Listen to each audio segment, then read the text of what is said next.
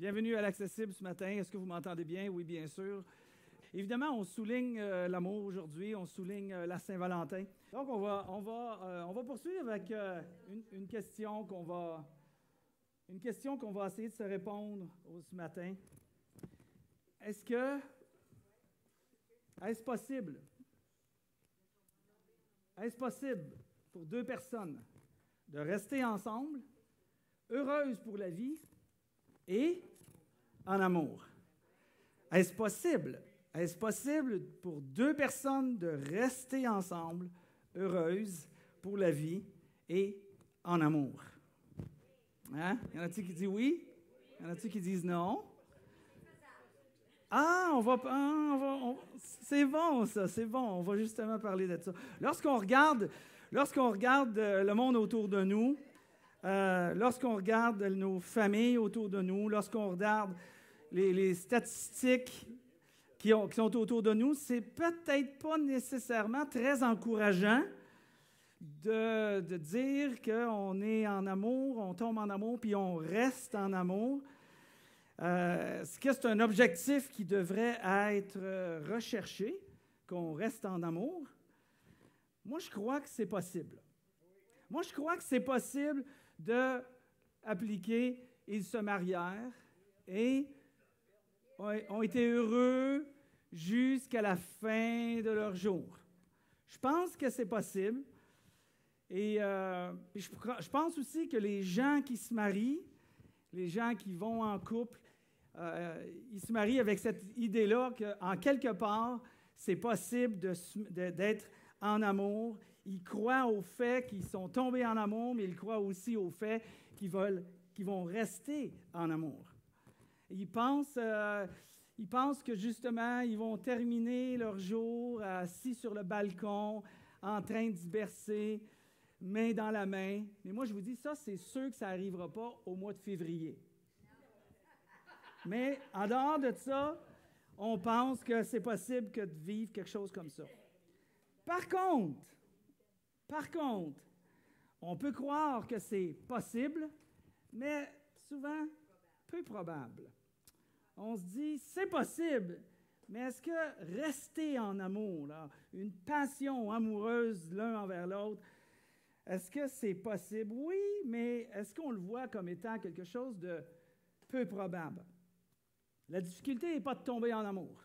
C'est pas difficile de tomber en amour. C'est beaucoup plus facile de tomber en amour que de rester en amour. On peut tomber en amour aujourd'hui. Hein, on a avec les nouveaux médias sociaux. Je ne sais pas si vous connaissez ça. Tu vas sur les différents groupes de médias sociaux. Ça s'appelle les Spotted. Puis c'est Spotted de la Naudière, Spotted de Saint-Jean-de-Mata, puis Spotted ici, puis Spotted ça. Puis là, il y a toutes sortes de gens qui se présentent, puis avec la photo, puis tu sais, puis oh, là, mais bonjour. Puis là, il cherche quelqu'un, puis il dit, c'est pas si compliqué aujourd'hui avec ça de tomber en amour. C'est pas mal plus difficile que de rester en amour. Une des raisons pour lesquelles c'est plus difficile de rester en amour, c'est que les modèles de relations de gens autour de nous qui sont restés en amour sont beaucoup plus rares que ceux qui sont en amour parce qu'ils viennent juste de commencer à être en amour. Alors, c'est un peu plus difficile à voir. Un peu plus difficile à... Où sont les modèles sur lesquels que je peux me reposer? Moi, je regardais, je préparais le message, puis je pensais à les modèles que j'ai dans ma vie qui m'ont justement montré que c'est possible de... Oui, tomber en amour, mais de rester en amour. Et le premier modèle qui me vient en tête, c'est celui de mon père puis de ma mère. Ma mère est décédée aujourd'hui, elle est morte à 78 ans, ça fait une dizaine d'années à peu près, ou un petit peu moins. Puis, mon père qui est encore ici, il a 90 ans aujourd'hui. Puis, pas aujourd'hui, là, mais il a 90 ans, il va avoir 11 ans au mois de septembre, là. C'est ça. Puis, mon père et ma mère habitaient sur la même rue quand ils étaient jeunes. Puis, mon père il avait 11 ans, ma mère avait 13 ans. L'inverse plutôt. Mon père avait 13 ans, ma mère avait 11 ans. Puis, ils étaient amoureux.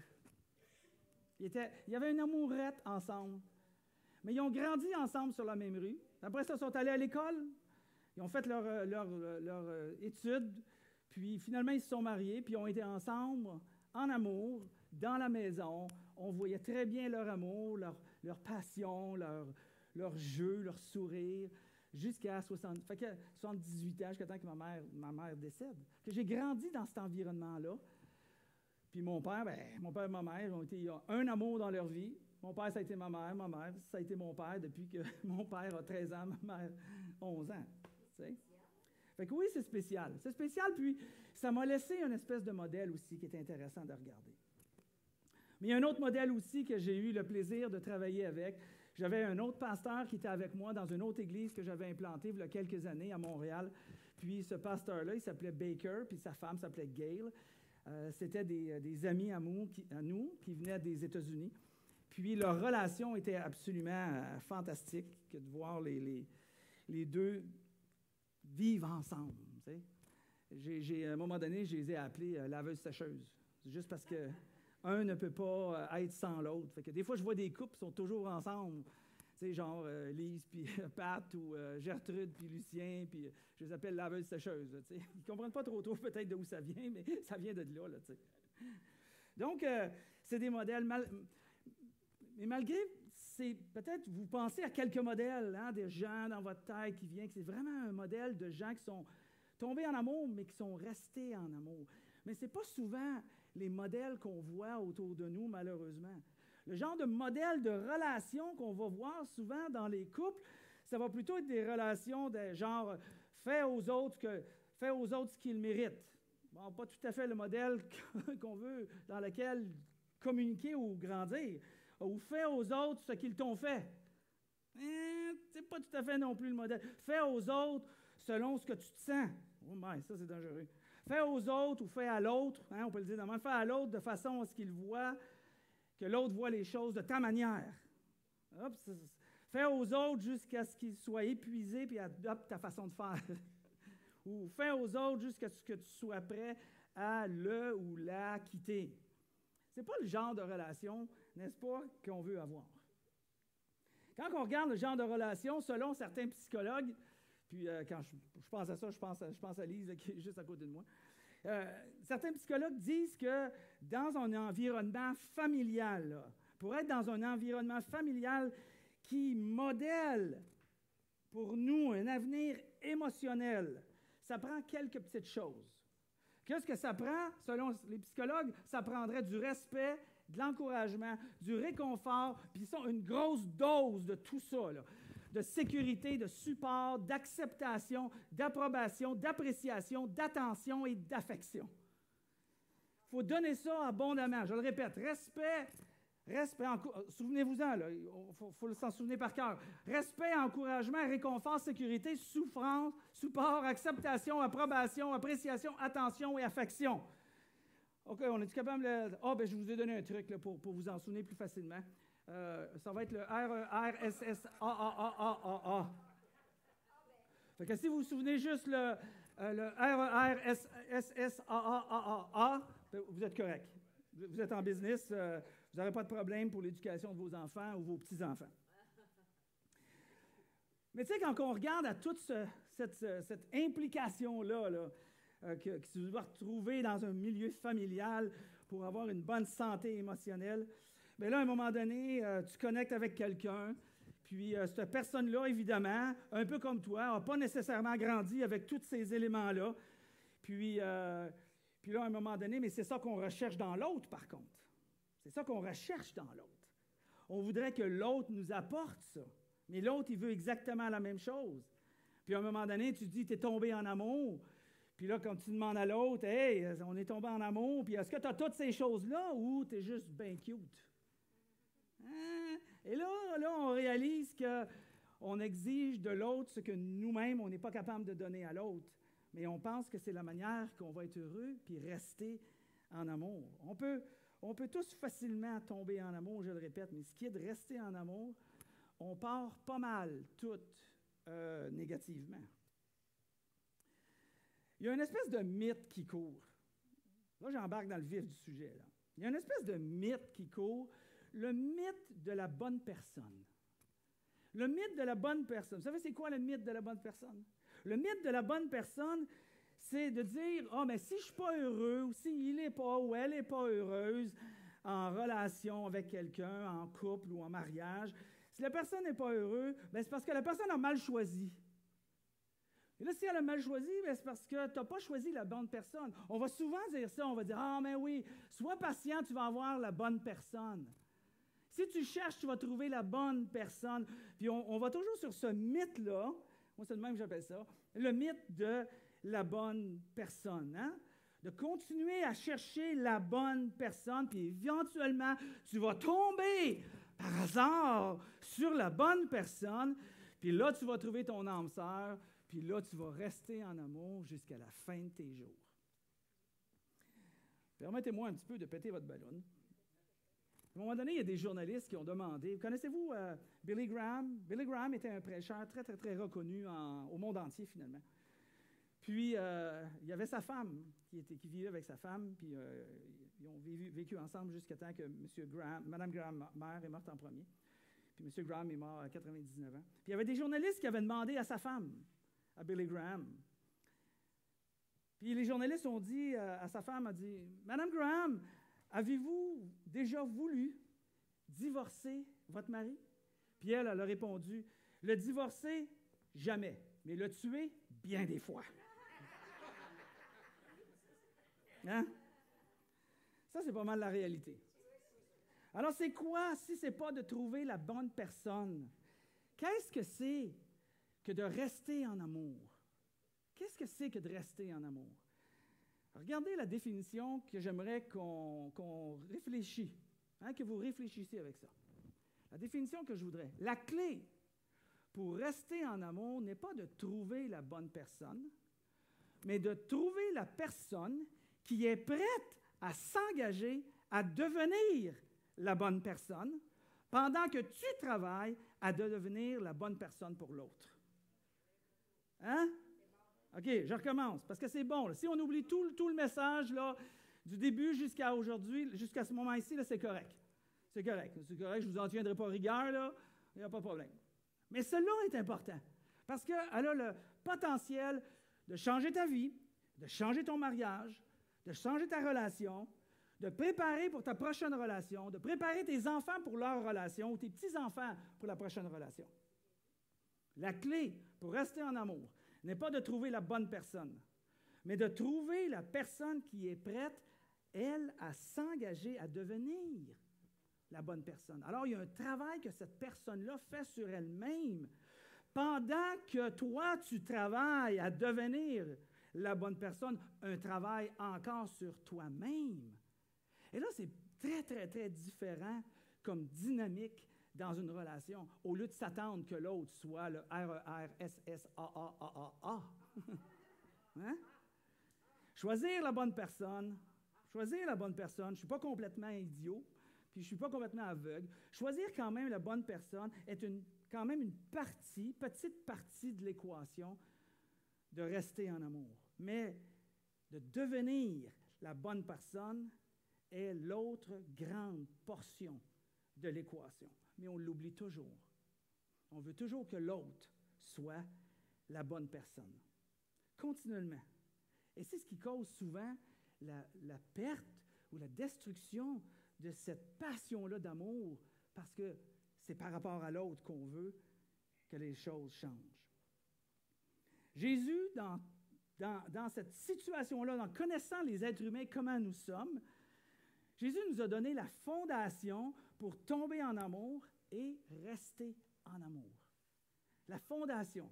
On a souvent entendu parler, on l'a souvent dit, mais j'aimerais qu'on s'arrête dans cette optique-là, dans un contexte de relation amoureuse pour rester en amour, ou votre prochaine relation, ou votre prochain amour. Hein? La beauté de la vie, c'est que quand il y a quelque chose qui ne marche pas, ce n'est pas la fin, même si ça finit en chaos. Ce n'est pas nécessairement la fin. Dieu est un Dieu de seconde chance, de troisième chance, de centième chance. On devrait être un peu plus comme lui, les uns envers les autres, de toute manière. Jésus a dit, « Aimez-vous les uns les autres comme je vous ai aimé. Aimez-vous les uns les autres comme je vous ai aimé. » Quand on parle de l'amour, on fait référence à un nom. Hein? L'amour, c'est un nom. Mais Jésus, lui, il ne fait pas référence à l'amour comme un nom, il fait référence comme une action, comme un verbe. Il dit « aimez-vous les uns les autres, comme je vous ai aimé ». Aimez-vous, c'est un verbe d'action. L'amour doit être regardé comme un verbe d'action, comme Jésus nous l'a montré, comme Jésus a dit « comme je vous ai aimé ». Jésus a concrètement, on va voir un peu plus loin, concrètement mis des actions dans sa vie de façon à laisser comprendre aux gens, de maintenir ses relations amoureuses avec les gens qui côtoyaient. Là, on applique ça dans un contexte de relation de couple amoureuse parce qu'on veut souligner justement l'idée de la Saint-Valentin aujourd'hui. Alors, pour rester en amour, l'amour doit être un verbe d'action. Pour rester en amour, je vous amène cette autre idée-là, pour rester en amour, il faut rester là où nous étions lorsque nous sommes tombés en amour. Lorsqu'on est tombé en amour, on regardait l'autre, puis il n'y avait rien qui était... Tout était fantastique. L'autre était absolument parfait. Il n'y avait rien qui dérangeait. Il n'y avait aucun comportement qui était déplaisant. Il y avait aucun... Le regard était le plus fantastique qui existait au monde. Notre cœur était rempli. Rester en amour. Pour rester en amour, il faut rester là où nous étions lorsque nous sommes tombés en amour. Il ne faut pas perdre de vue ça. C'est ça qui nous a fait accrocher. C'est ça qui nous donnait le goût de dire on va aller en relation l'un avec l'autre. On va aller en couple, on va se marier. C'est à cause de ce départ-là. Alors, si on veut que ce départ-là reste, bien, il faut rester là où on était dans cette relation-là au début. L'apôtre Paul utilise le même sens que Jésus a dit de « aimez-vous les uns les autres », mais il le dit d'une autre manière. Il le dit en disant « par respect pour Christ », pour ceux et celles qui ont décidé de dire « dans ma vie, je vais suivre Jésus qui, lui, a dit « aimez-vous les uns les autres comme je vous ai aimé ». Alors, si je veux aimer comme Jésus a aimé, il faut que j'apprenne à savoir comment Jésus a aimé pour mes relations amoureuses. Paul, il ramène cette idée-là, puis il dit, par respect pour Christ, soumettez-vous les uns aux autres. Wow! Il vient ici de donner une clé fondamentale, une fondation pour rester en amour. C'est une soumission mutuelle. Je ne parle pas d'esclavage. Je ne parle pas de faire ce que l'autre dit avec un doigt pointeur, arrogant, puis serre-moi parce que moi, je suis le chef ou je suis la chef. Chez nous, c'est pas de même ça marche. Ma femme, c'est la chef. Moi, je suis le boss. Quand elle dit quelque chose, j'ai dit oui, chef. Puis quand moi je dis quelque chose, elle dit dans ta chambre. Mais c'est cette idée-là de soumission. Puis c'est pas négatif, là. L'apôtre Paul nous encourage à comprendre ce que Jésus a fait. Ce que Jésus a fait. C'est important de réaliser, là. Soumission mutuelle. Qu'est-ce que c'est qu'une soumission mutuelle? C'est je vais le dire comme ça, une saine compétition qui dit à l'autre, une saine compétition qui dit à l'autre que l'autre a priorité. C'est de dire à l'autre dans la vie, dans le quotidien, dans les décisions, dans les questions, dans les conversations, comportements, c'est de dire à l'autre que tu as la priorité. Mais l'autre, dans cette saine compétition, répond « Non, non, non, non, c'est toi qui as priorité. » Et l'autre qui répond « Non, non, non, non, non, c'est toi qui as priorité. » Puis l'autre répond « Hein? » On se place l'un en dessous de l'autre par rapport à l'autre de façon à ce qu'on ait cette saine soumission l'un envers l'autre, de donner priorité l'un envers l'autre. Ça, c'est les attributs qu'on retrouvait en Jésus. Ah, c'est pas populaire, ça. Ah, c'est pas populaire dans notre société. On ne veut même pas entendre le mot soumission. On veut entendre « j'ai mon droit, j'ai mes règles, j'ai mon choix, moi je suis en avant, moi je décide, j'ai l'expérience, j'ai ci, j'ai ça », puis on veut s'affirmer. Et de s'affirmer ainsi, c'est de penser à soi-même plutôt que de penser à l'autre. Donc, on oublie le principe d'idéal, de devenir la personne idéale et de travailler sur soi-même parce qu'on veut imposer ce que nous, on veut. Le frère de Jésus nous a dit ça, imposer ce que nous, on veut.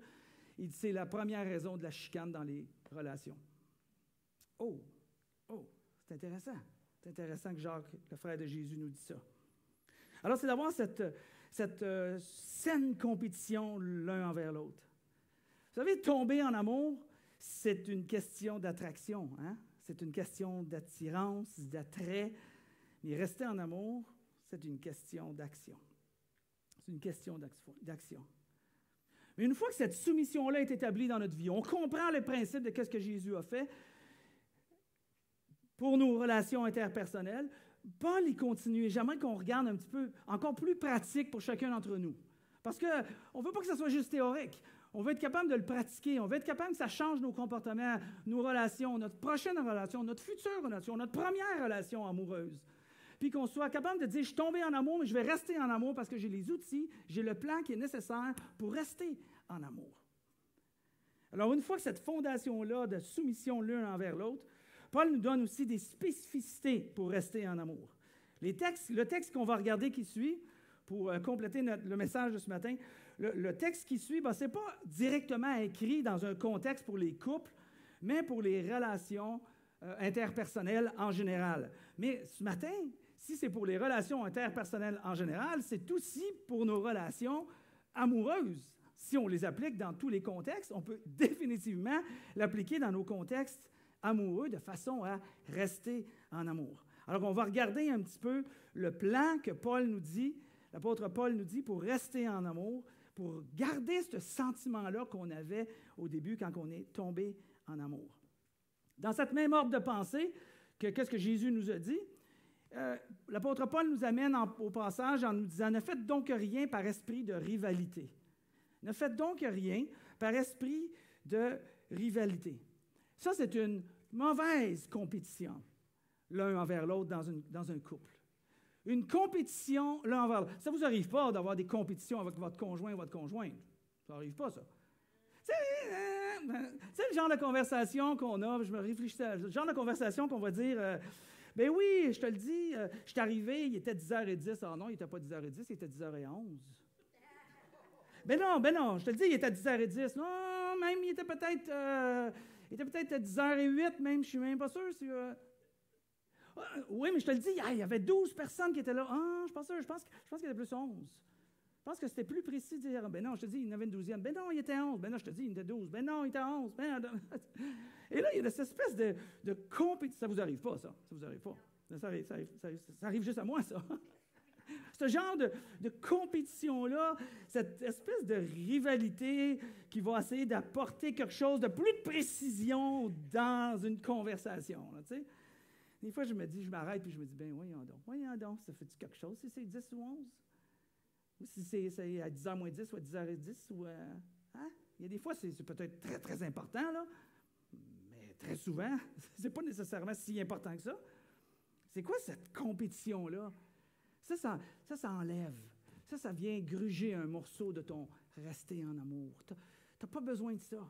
Mais il faut être conscient souvent de ce qu'on fait dans ça. Alors, Paul, justement, il nous dit, ne faites donc rien par esprit de rivalité ou par un vain désir de vous mettre en avant. Hein? Fait que là, l'apôtre dit, au contraire, par humilité. Par humilité, qui est une forme d'amour. Par humilité, considérez les autres comme plus importants que vous-même. Par humilité, considérez votre conjoint plus important que vous-même. Par humilité, considérez votre conjointe plus important que vous-même. L'apôtre Paul nous amène ici à ce contraste-là qui provoque de rester en amour. L'autre est plus important. Il n'est pas en train de dire que l'autre est plus important. Il est en train de dire, dans ton esprit d'humilité, reconnais ton conjoint, ta conjointe, comme la personne la plus importante. C'est quoi la personne la plus importante? C'est pas difficile de reconnaître la personne la plus importante dans différentes circonstances. Tu t'en vas dans un mariage. Tout le monde a déjà été dans un mariage. Puis toi, tu arrives toute beau, toute belle, puis tu arrives au mariage. Est-ce que tu as le goût, honnêtement, en tout cas, je vous donne un exemple. C'est peut-être pas vrai pour vous, mais c'est vrai pour chez nous, parce qu'on en parle des fois. Est-ce que je vais m'arranger pour être plus beau que le marié? Je vais en mettre, là. Je vais en beurrer épais. Ou ma femme va arriver avec une robe. Une robe, là, tu sais, la reine d'Angleterre qui rentre, là. Tu sais, Puis, ça fait quoi, ça? Ça fait de l'ombre à quoi? Ça fait l'ombre aux couples qui vont se marier, à la femme qui va se marier. Quand il y a un mariage, t'essayes-tu d'être la personne la plus importante? Non! Au contraire, par humilité, tu veux reconnaître la personne, puis ça te fait même plaisir, parce que c'est ça de l'amour, de mettre l'autre, la personne qui est la plus importante. À la fête de quelqu'un, hier c'était ma fête. Oui, je sais, j'ai eu 47, j'ai eu 47, c'est ça. C'est ça. Puis là, puis c'était aussi la fête de ma belle-fille en même temps. Fait qu'on était au restaurant, puis fait que là, les enfants, puis la famille, ils nous ont mis chacun un petit chapeau sur la tête, à elle, à Marie-Pierre, puis à moi, puis là, ils nous fêtaient, célébraient, il y a eu des cadeaux, tu sais. Mais croyez-moi, cette journée-là, je me sentais, puis elle aussi, comme les deux personnes hier les plus importantes. On était vraiment les plus importants. Mais est-ce qu'on est plus important que mes enfants? Dans mon cœur, mes enfants sont bien plus importants, ma femme est bien plus importante. Mais cette journée-là, ils ont pris la position de dire, il y a quelqu'un qui est plus important. Paul nous dit ici, au contraire, par humilité, considérez l'autre comme étant le plus important.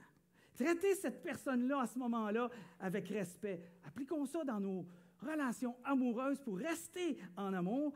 Traitez l'autre avec respect. Comme si l'autre avait plus de valeur que toi. Que cette personne-là était précieuse. Vous savez qu'est-ce que j'ai apprécié hier, pour revenir dans l'idée? À la fin de la soirée, on est parti. Un de mes enfants est remonté à Québec. Nous, on est redescendu à la maison. Puis, je disais à Lynn, j'ai dit, Lynn, sais-tu qu'est-ce qui me touche énormément? Puis moi, je suis un sensible, pour ceux qui me connaissent, là, c'est pas difficile de me faire pleurer, là, tu sais. Fais-moi mal, je pleure, puis fais-moi du bien, je pleure. Je pleure tout le temps, le gars.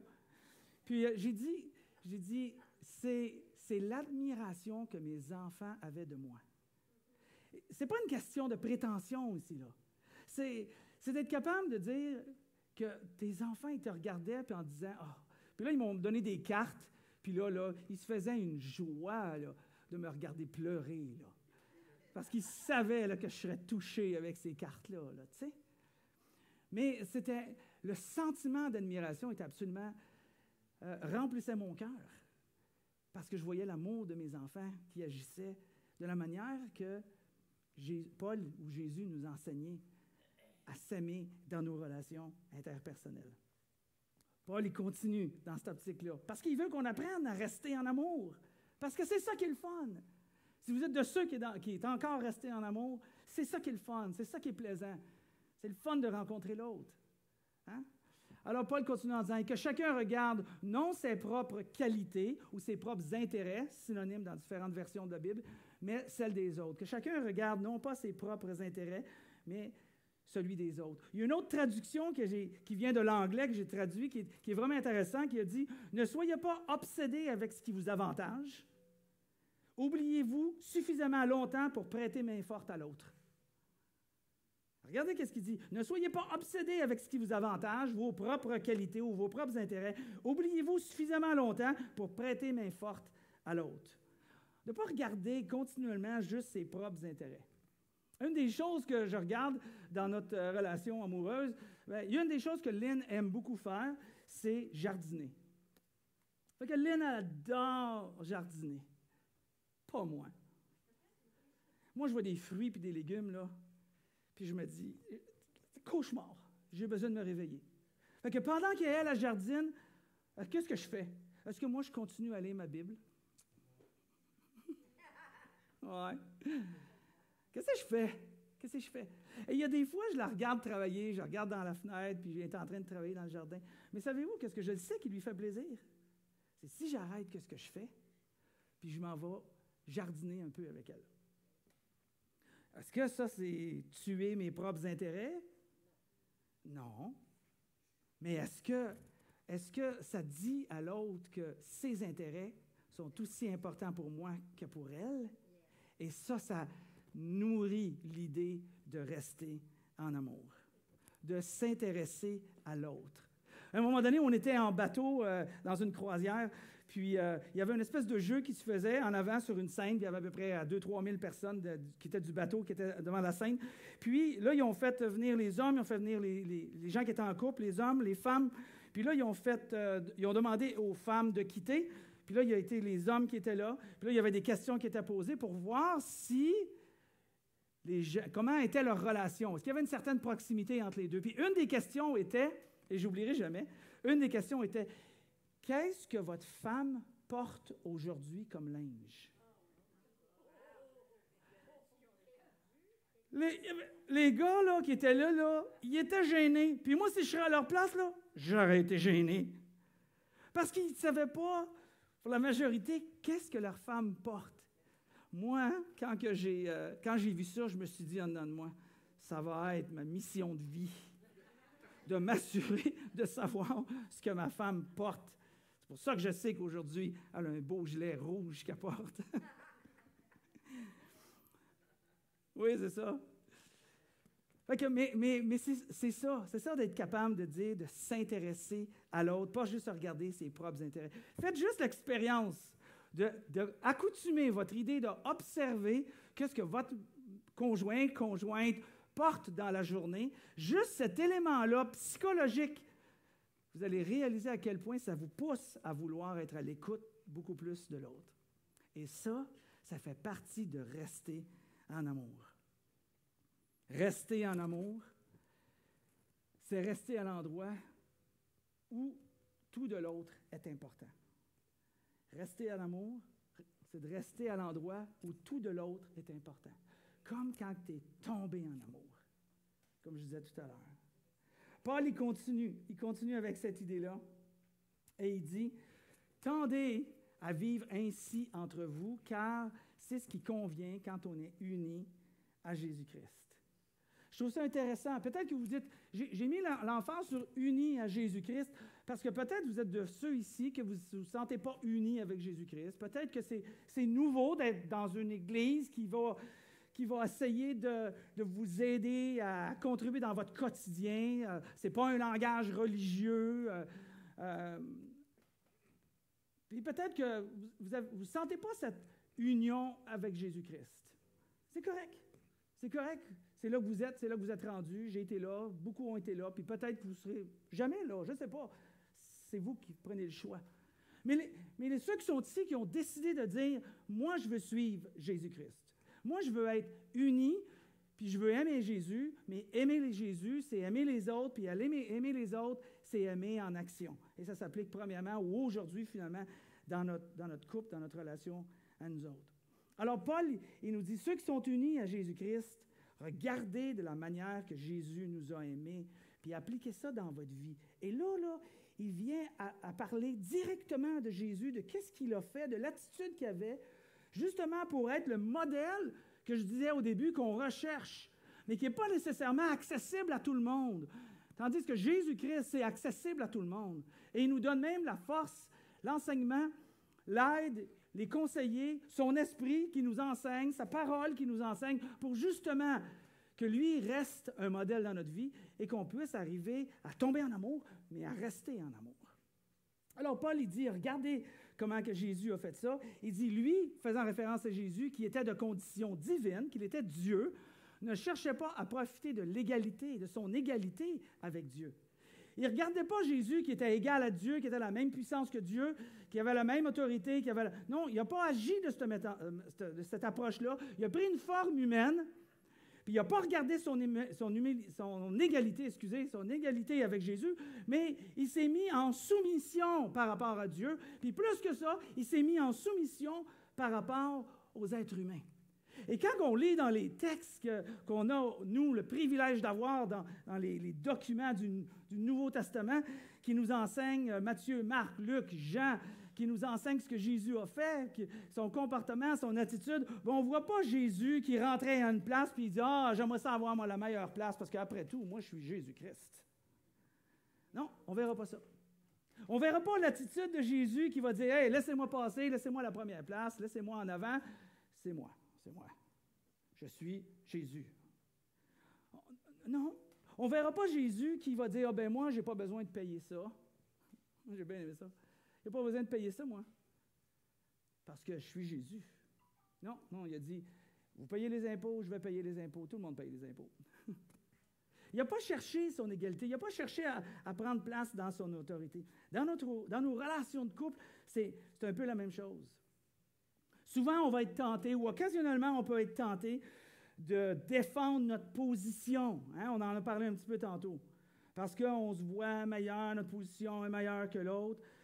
Comme je disais, j'ai certains droits, je suis capable, je suis son égal, j'exige d'être considéré à son égal. Jésus n'a pas fait ça. Puis il n'a pas fait ça avec nous. Ce n'est pas l'attitude du tout. Mais ce que Jésus plutôt a fait, et on va terminer avec ça. Il dit, mais il s'est dépouillé lui-même, Jésus. Et il a pris la condition d'un serviteur en se rendant semblable aux hommes, dans toute la faiblesse d'un être humain, mais sans jamais faire le mal, se trouvant ainsi reconnu à son aspect comme un homme, comme un simple homme. Jésus s'est dépouillé. C'est l'exemple que Paul nous amène, et c'est l'exemple qui nous est donné quand on est unis à Jésus-Christ. Pourquoi? Parce qu'il nous l'oblige? Non, parce qu'il veut qu'on tombe en amour.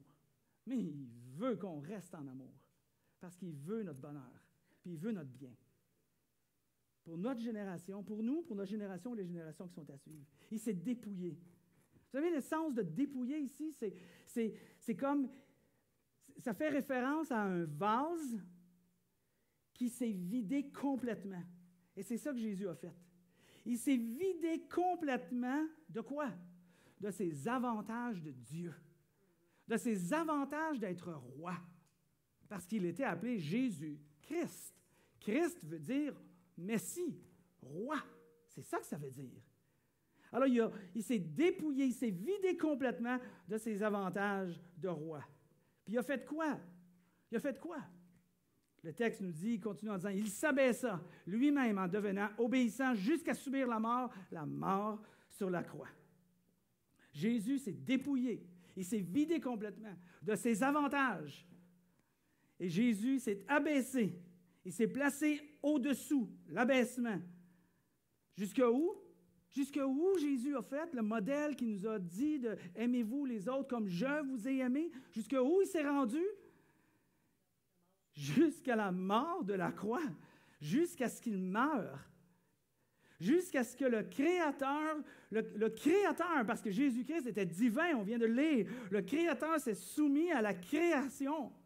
Le Créateur s'est soumis à la création de façon à abandonner tout ce qui lui était dû. Appliquons ça dans nos vies. Appliquons ça dans nos relations de couple. Appliquons ça envers notre conjoint, avec notre conjointe, pour les générations qui nous regardent, pour les enfants qui nous regardent, pour les petits-enfants qui nous regardent, de voir un modèle qui est complètement différent, un modèle qui n'est pas vu nulle part, parce que c'est le modèle que Jésus-Christ nous a laissé.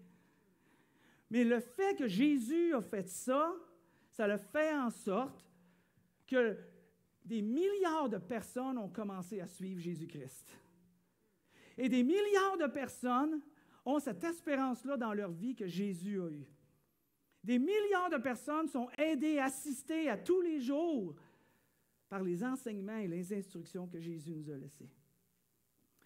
Si tu veux rester, si tu veux une relation amoureuse qui reste en amour, tu dois, comme Jésus-Christ, mourir à toi-même. Et ça, c'est pas facile.